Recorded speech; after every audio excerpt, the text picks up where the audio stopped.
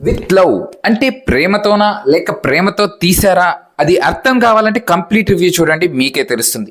Tourist family తీసిన director మళ్ళీ ఏం తీస్తాడా అని వెయిట్ చేస్తుంటే అనుకోని సర్ప్రైజ్ ఇచ్చారు హీరోగా. దానితో ఆగారా అంటే అనస్వర అంజన్ హీరోయిన్. ఇది మామూలు ట్విస్ట్ కాదు.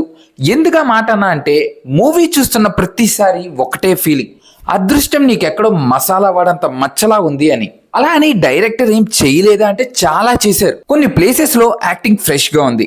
అలాగే ఇద్దరి పేరు రొటీన్ గా కాకుండా కొంచెం కొత్తగా ఉంది.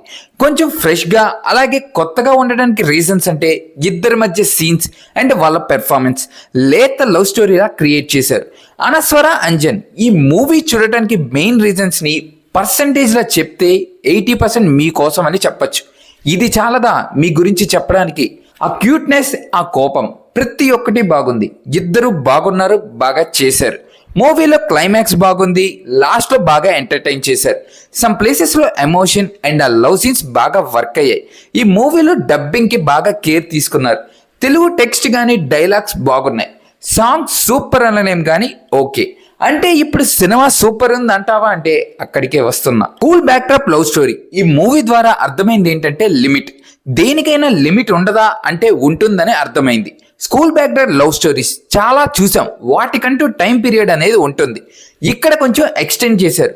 దానివల్ల ఒక టైం వరకు ఓకే కానీ ఒక టైం ఇబ్బంది క్రియేట్ చేసింది. అంటే స్కూల్ స్టోరీస్ ఆ స్కూల్లో వాళ్ళు ఎంతసేపు అయినా వింటారేమో కానీ పక్కనున్న వాళ్ళకి సేమ్ ఫీల్ ఉండాలని రూల్ లేదు కదా అనిపించింది.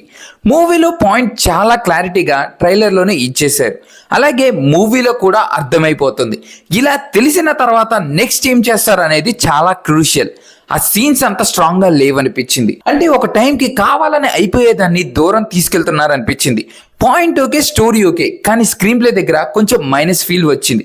That's it. ఇది మూవీ గురించి. మీకు ఈ వీడియో నచ్చినట్టయితే please like, share and subscribe. Thank you.